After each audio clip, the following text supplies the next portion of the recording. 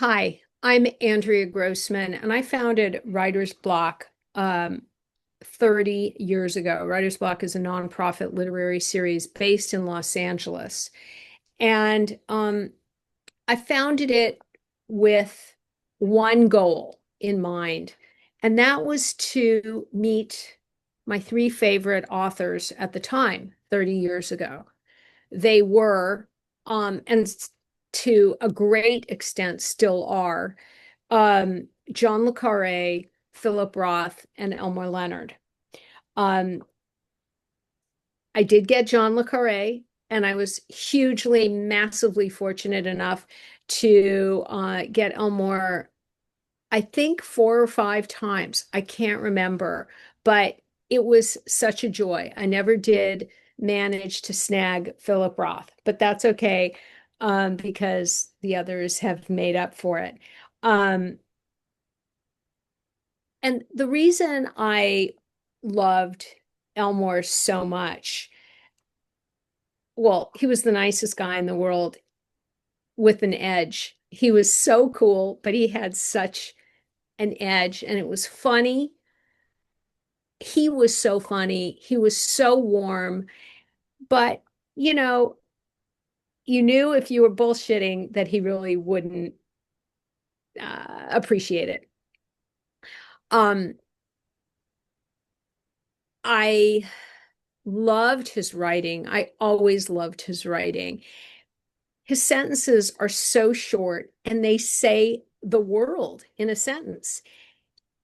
It's like they're 5 words long. I mean, I was actually studying some of the books recently, and the first chapter tells such a huge story, but the first chapter is, of course, only part of the story, because there are so many threads that he builds into a novel, and each thread is so much more fun than the others. There's no one like him. There's no writer like him. uh of the events that I've had with Elmore, the first one was totally remarkable. It was Martin Amis interviewing Elmore Leonard. Both of them had books coming out at the same time. Um, and Martin Amis was this, huge literary bad boy giant.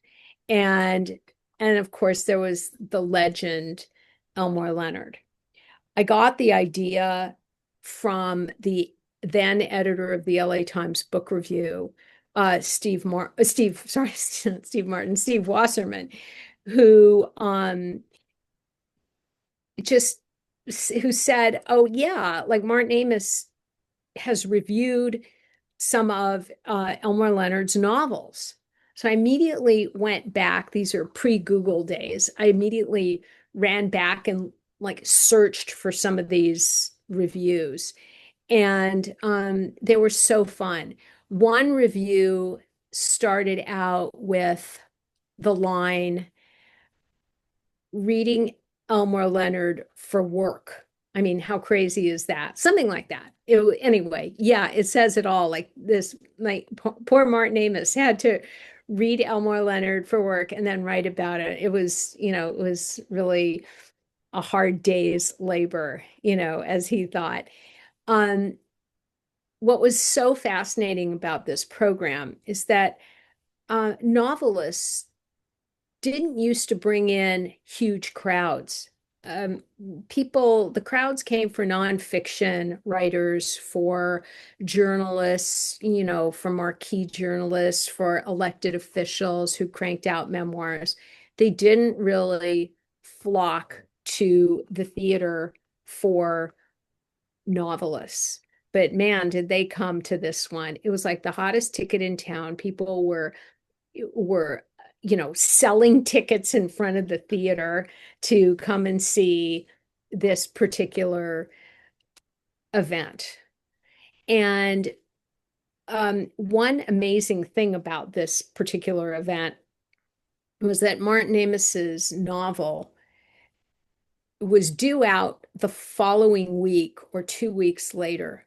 And the publishing company actually moved the publication date so that Martin's book would be available at the same time that Elmore Leonard's would. And so it was that much of an occasion for Martin Amos's publisher, who realized what a great thing this was. You couldn't get a seat to save your life, and it was really very exciting. And it, there was some literary agent there, might have been Elmore's, who basically couldn't believe that there was this much of a crowd to see a novelist.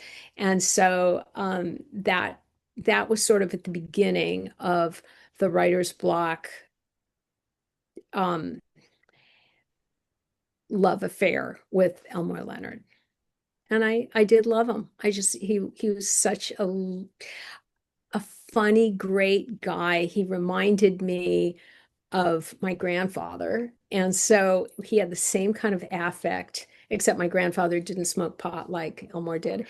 And he was just the he had the same kind of vibe. I loved it.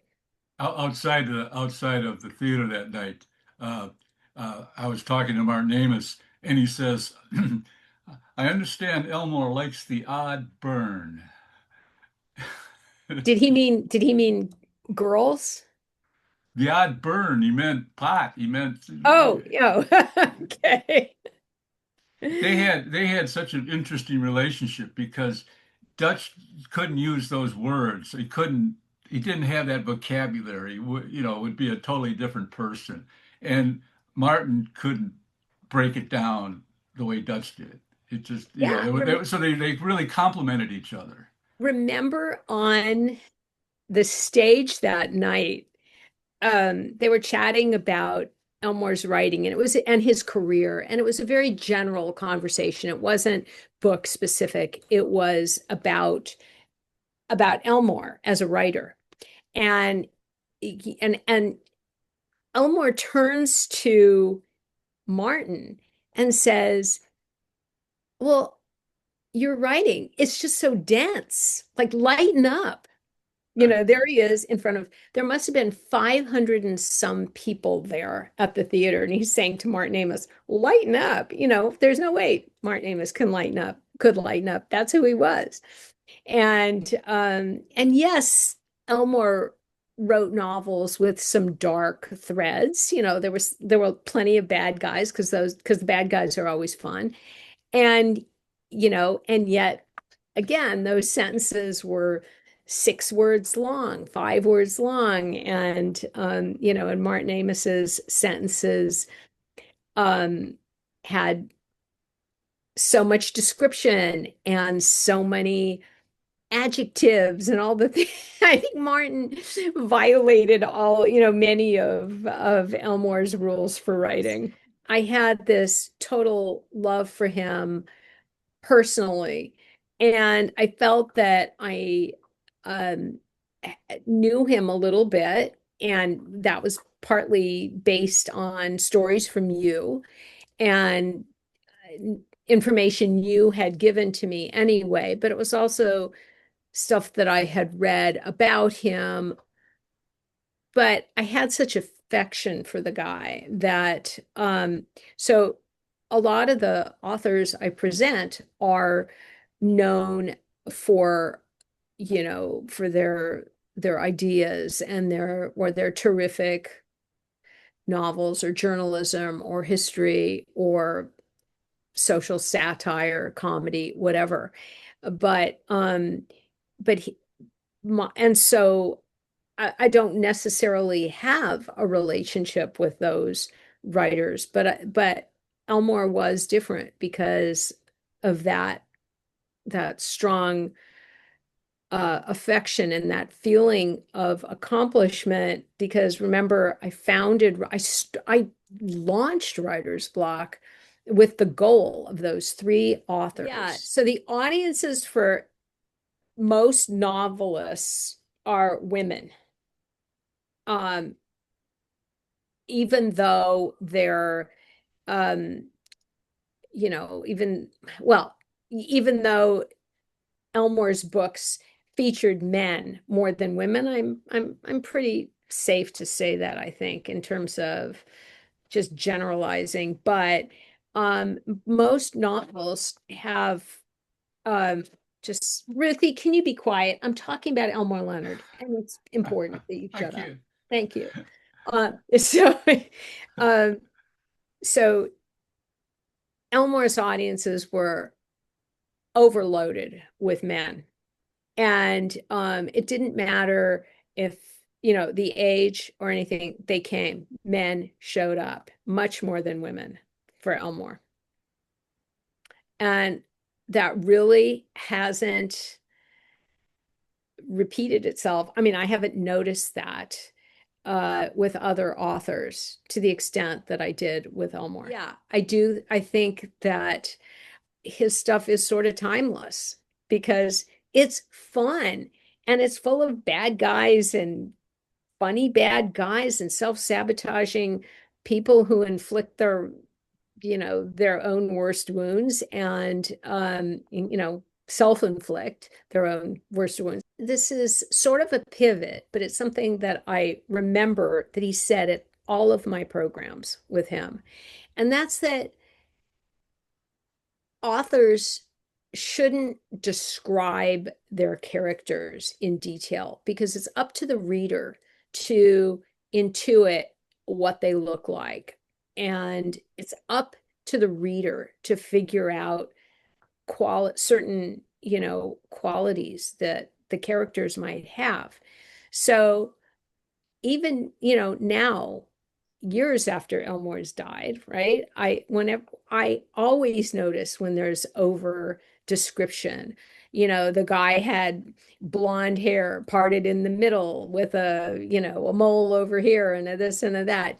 That's something that you just don't see. That's why casting in some of the adaptations, it's so fun because I would say, oh gee, I didn't picture so and so to look like that. And Neither did so Dutch, mostly, yeah, much of the time. right.